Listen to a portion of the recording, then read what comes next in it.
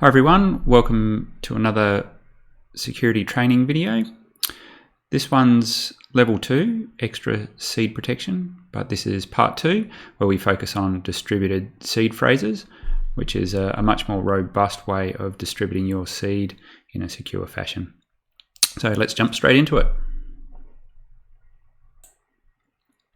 First of all, let's understand why we're doing this and ultimately what we're trying to protect our seed from in this case. By now you should be familiar with this security spectrum that we've discussed previously, where we just look at a range of threats. So along the top, a range of threats, a range of solutions along the bottom, and reasons why we'd want to increase our security as we obviously get a larger sum of funds that we're trying to protect, or the level of the risk that we're trying to protect from increases. So what we're talking about by distributing seed phrases and what we're trying to protect against is A, theft, B, physical harm, where someone's trying to force you to give up your seed phrase, or by physical destruction, so fire, water damage, those sorts of catastrophic events that if you didn't have your phrase distributed around could potentially be an issue if you were to lose the sole seed phrase you have protecting your funds. Okay, so now that we've got a bit of an understanding about what we're trying to protect from, let's have a look at how this might work. So first of all, let's just get an understanding of what a distributed seed phrase is. So to do that, let's just have a quick look at what a single backup seed phrase looks like. And that is usually just 12 words that we write down on a piece of paper or store somewhere and lock away. It's one set of 12 words, your seed phrase, which represents the private keys and controls the cryptocurrencies you store on your wallet. So in contrast to that, a distributed seed phrase is something that allows a seed phrase to be split into more than one slice or share or section. Okay, and we'll delve into that a little bit more as we go forward. But the reason why you would do that is it provides the ability to geographically separate and protect your seed phrase. So you're taking what is normally just your single seed phrase and you're able to disperse that safely with other trusted people in other trusted locations. It can be used to distribute control of a seed amongst untrusted parties. So by that we mean you could give a portion of a seed or a share of a seed to a person that you don't necessarily, you trust but not trust them enough with everything, so you can provide them with a section of the seed and another person you trust with a section of a seed and so forth, so that only upon bringing all these back together can you actually reconstruct the full private keys that are going to need to be required to interact with the assets that these seed phrases are protecting. So why would we do this? Well, it provides an extra layer of security on your seed in case of theft, in case you lose it, or in case of like the physical harm type scenario where you're forced to try and give up your seed phrase. So it's just really a more robust way of protecting your seed and ensuring that you're doing the utmost to protect it against damage or loss or theft. It can be done via an informal method, which is mnemonic seed splitting, and we'll have a bit of a chat about that because there are some pros and cons, or via a formal standard known as Shamir, and the technical reference to that is the SLIP 0039 standard. Okay, and we'll delve into that a little bit. We won't go full on into the standard, but just get an understanding of what it is and the fact that it exists. And we can also do advanced multi-group, multi-member distribution using the Shamir Backup standard as well, and that may not mean much at the moment, which is totally fine. That's why we're all here. So we'll have a quick look at what that is and how that actually works. It's something called Super Shamir. Okay, let's keep moving right along, and we'll have a look at mnemonic seed splitting. Okay, so what is mnemonic seed splitting? Bit of a tongue twister, that one. So it's an easy way to split an existing mnemonic seed. So you might have a 12-word seed phrase that you would like to share around in different locations with different parties, but you don't really want to give them the full seed phrase for obvious reasons, because if they have access to that full seed phrase, that makes you a little bit vulnerable in terms of the trust side of things. So by doing this mnemonic seed splitting, we can geographically separate and protect our single seed phrase. Now it's limited in its application due to the fact that some seed words are being distributed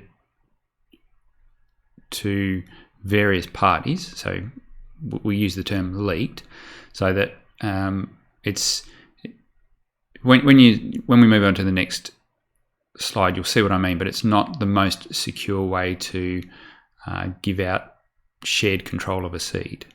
Okay, and that will make sense when you see the way it actually works in practice.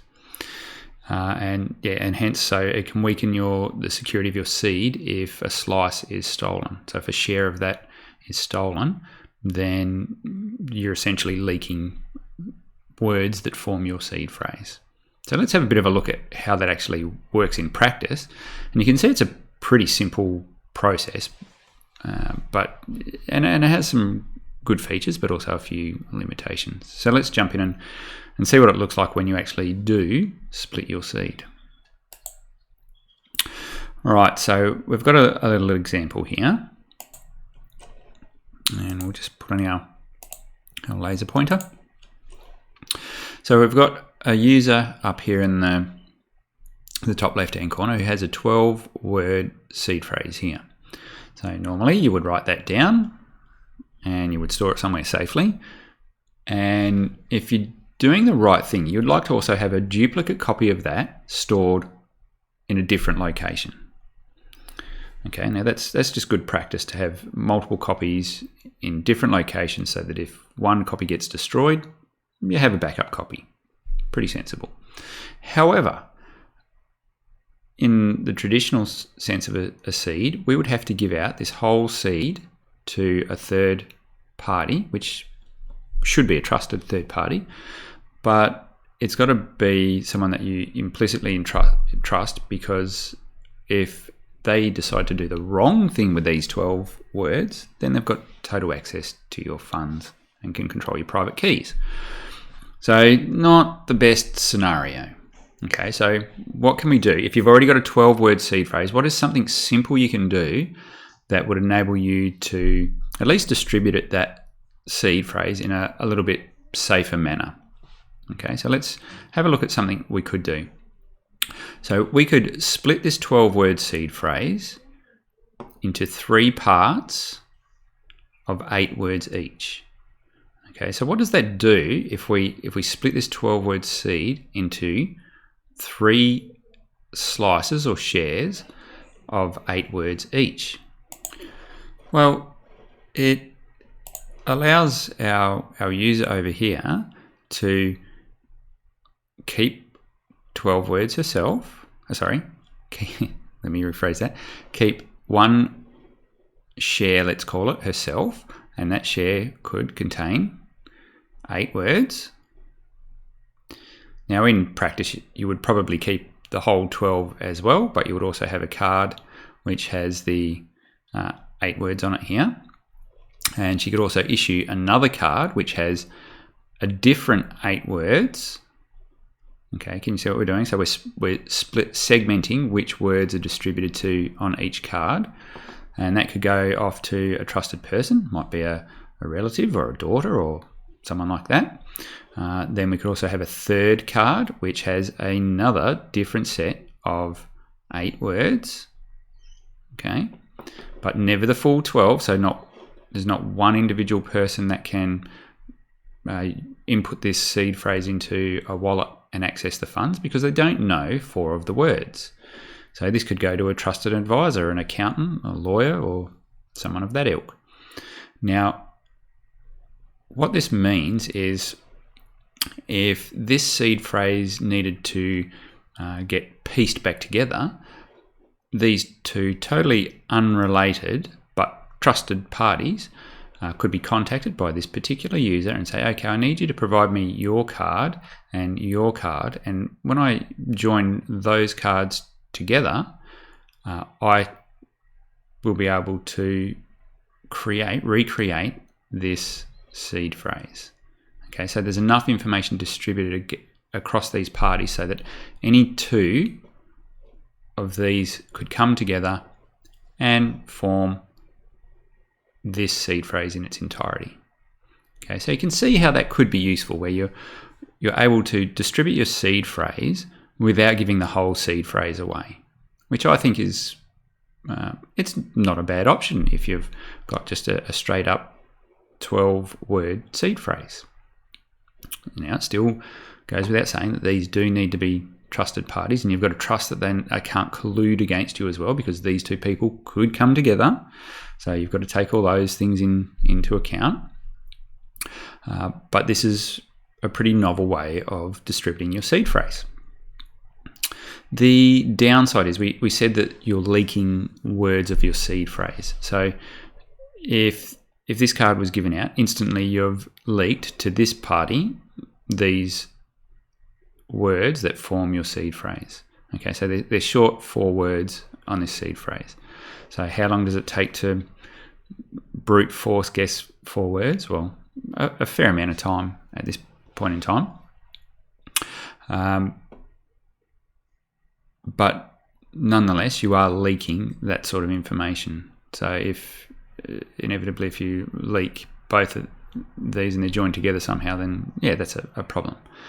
But hey, we talk about leaking words, but what's worse, giving someone 8 words of your 12-word seed phrase, or trusting someone with the full 12 words where they can see them all anyway?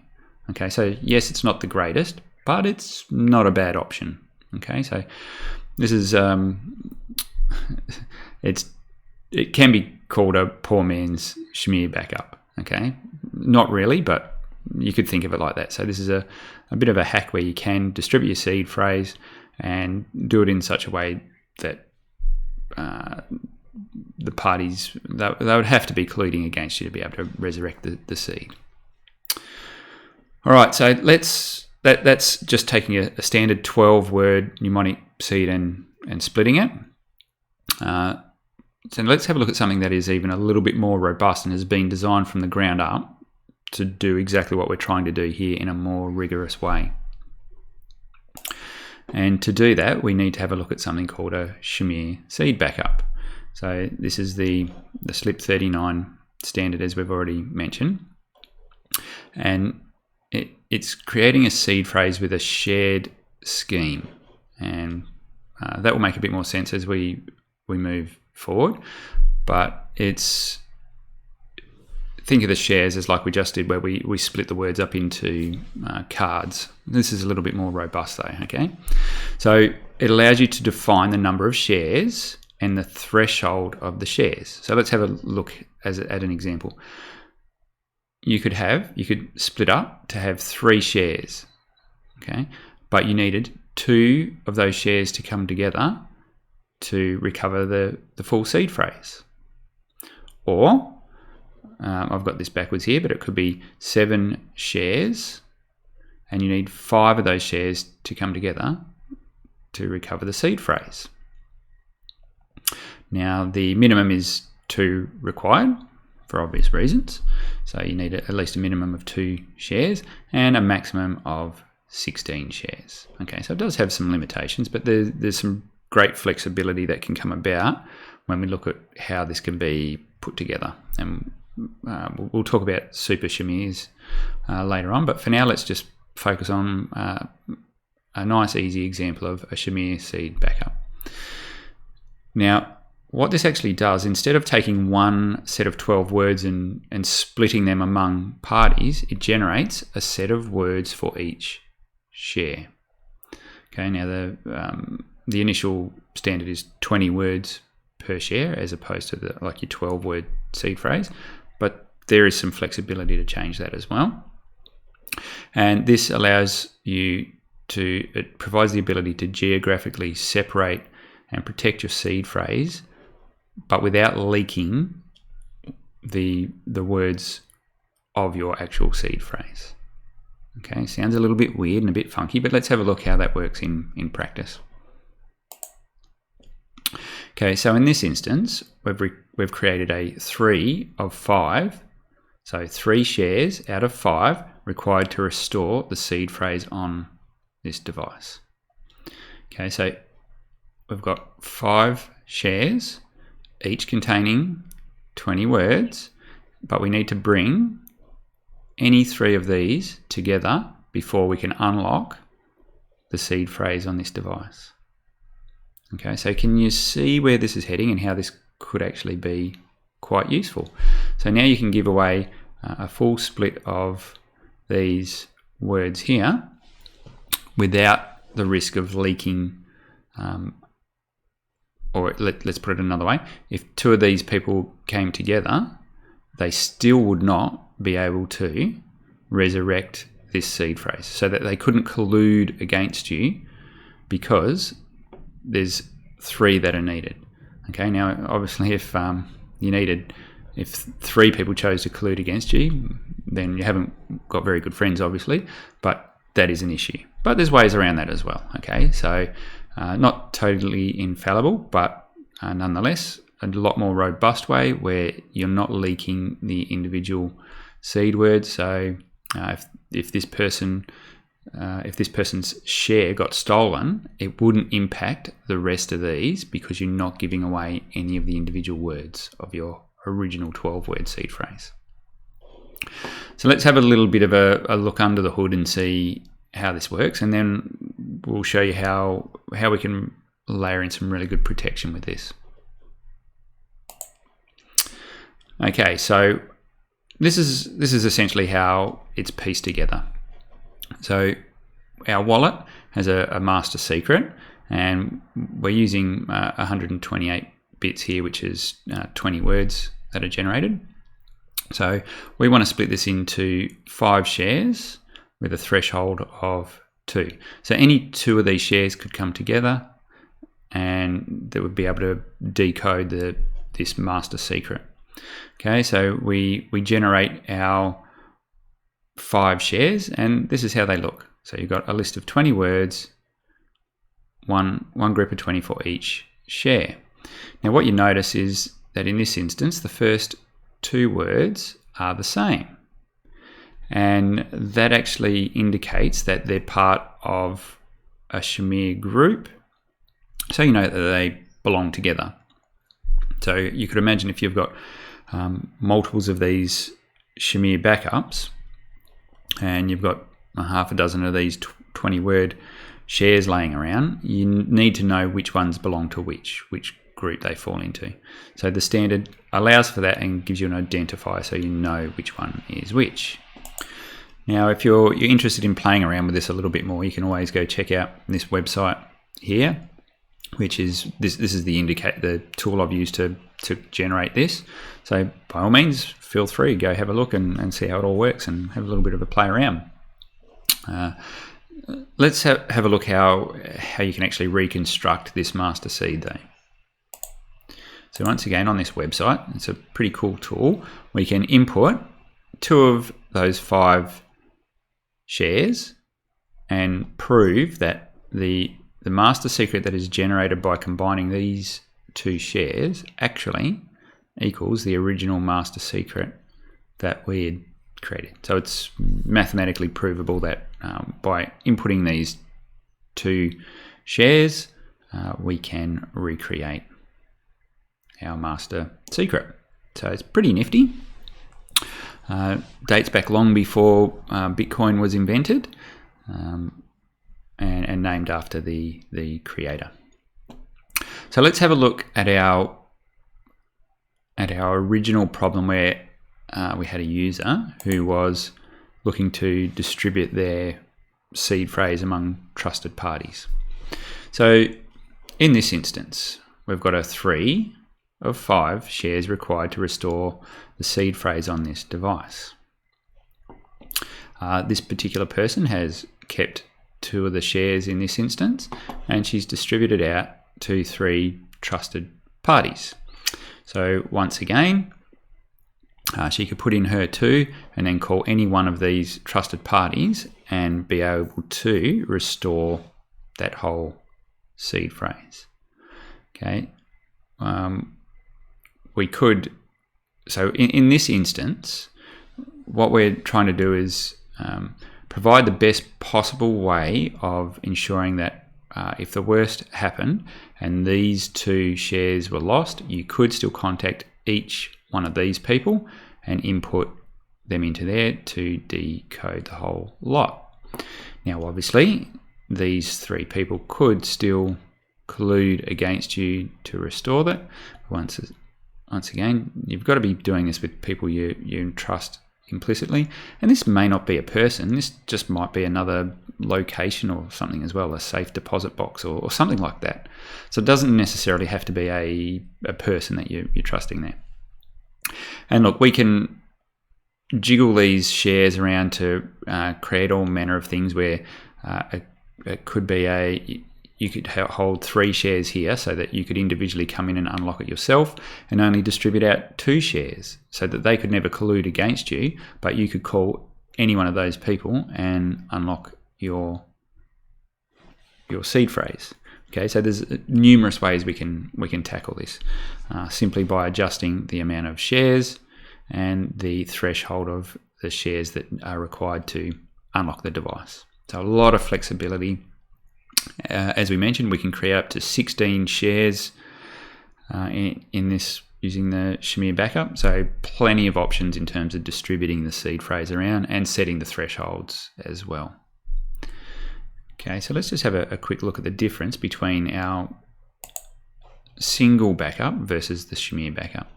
So the master seed is a single recovery seed, but this one we can have up to 16 recovery shares. A typical seed when we're creating our treasures is 12 words. A typical one for the Shamir is 20 words. However, you can adjust these if you needed to. The advantage is this is easy to manage. It's a single seed phrase. It's nice and simple. You're not getting too complicated in the way you're going to distribute. You don't have to look after multiple sets of words. So granted, the single backup is definitely easier, but the Shamir gives you a lot more flexibility in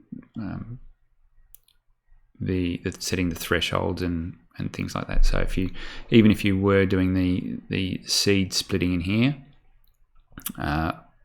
the Shamir still gives you a lot more flexibility in doing that.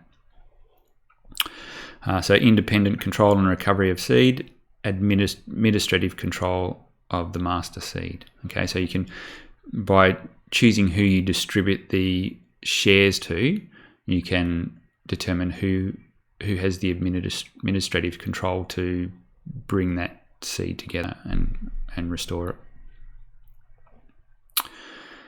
Both the same in autonomous control of assets. So you're in control of it essentially. And this one's probably just eliminated the risk of theft or lost a little bit more, because even if you do look after your single backup and you put it in a safe in your house, it could still get stolen. So this gives you that flexibility where even if this single one does get stolen, you're in a bit of strife. But if you had your 20 words sitting in a safe and it was just representative of one share of this Shamir backup, even if that got stolen, it wouldn't matter. No one could access your funds. So remember, what we go back to the very beginning, what we're trying to protect against was theft, harm, destruction. Okay, so that's why you would use this sort of scenario. All right, now I've said this a couple of times. Let's have a look how silly this can get. So if you need more, what about Super Shamir? Okay, so what we can do So we mentioned with the Shamir Backup we can create groups of shares. So in our very basic one, or let's have a look at this. So in this one here, we've got 3 shares. Okay, and you could set a 2 of 3, so 2 of these shares would come together and unlock the wallet. Okay, but what we can do is we can have another level down. So we can have our group share, but then you can have members within that group, and they have shares. Okay, so this could work something along the lines of this is a 1, 2, 3, 4, 5. So this is a 5 share scenario out here, but we need 3 of these members to come together. So 3 of these members would come together and that would unlock this section, which means they could decode this section, and hence that would be 1 share unlocked there. Now over here we could have this one where we needed 2 people to come together. So if these 2 people to come together, they would unlock this threshold here, which would decode this seed and then bring our 2 pieces together to unlock this wallet. Okay, so this is getting a little bit complicated, but I guess the purpose of showing you this is just to show that there's some really in-depth ways we can implement Shamir to suit not only personal circumstances but business type arrangements where you might have this spread amongst different partners within a business or different areas within a business or different businesses altogether. So bringing untrusted parties together to give them administrative control over a seed. All right, so that's the whole purpose of this. And in this instance, you can see when we generate this, we have 3 words. So this associates the which parts are associated with the group, but also the 3rd level down. So what particular member group is. So this 3rd word would be associated with a particular member group. So you know that these 3 words belong to this part of the share, and this one would have a different 3rd word. Okay, so you would know which groups belong together. So just a slight difference on the one I showed you previously, which had 2 words the same. All right, I won't go into too much more on Super Shamirs. Look, the chances of you needing to use it, I've got to admit, are pretty slim, but just know that it exists and you can do some pretty cool stuff with it. All right, so what happens if you've already created your wallet and you've used a single backup, and look, you're not really keen on doing this mnemonic seed splitting? Is there another option? And look, I've got to say at the moment, no. However, there is something which is a draft specification. So let's have a quick look at how this works. And look, I hope this becomes adopted as a specification, as a standard, because I think this is actually really useful.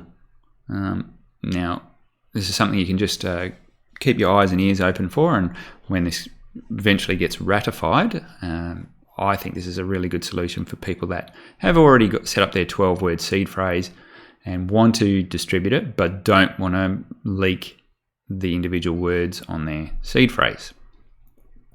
Right, so let's have a look how this actually functions. So this is called Shamir 39.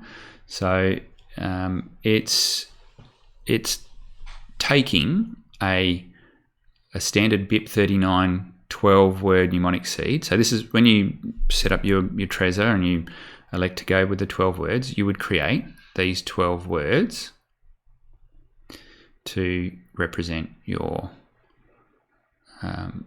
seed phrase, or they are your seed phrase. And what we could do by using this draft specification, this Shamir 39, is we can split this seed phrase up as follows.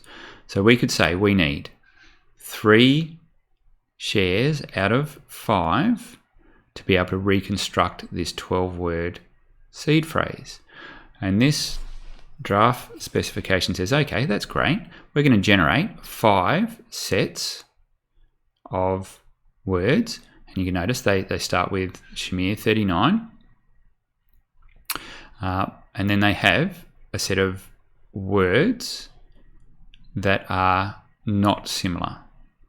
Okay, so you could safely distribute this one share to a trusted party without leaking your main seed phrase. Okay, and then if 3 of these parts are brought together, so down here I've done the combine, so we've brought a random set of these together, so we've brought 3 together, and we've tested that we can recreate our BIP 39 12-word seed phrase, and it matches the original. Okay, so I think this is a really good approach, and it's personally I would use this. I've got instances where I've got seed phrases where they've got funds on them that are in stakes and things like that. So I don't really want to go through the hassle, or I can't go through and implement Shamir Backup at this point in time. So having something like this is quite attractive, where if we can achieve the same thing but without giving away our seed phrase, that's pretty cool. Okay, so this is you can access this on via that same link I've showed you back a few slides. Use this at your own risk, though. If you choose to do this and use this, this is experimental. So if this website disappears, you may not be able to resurrect your seed phrase. So this is still very much a draft and very experimental. So I would not recommend using this in practice at the moment. However, it's nice to know that there's some work being done on this, and look, hopefully this does become ratified as a standard, because I think it is quite useful.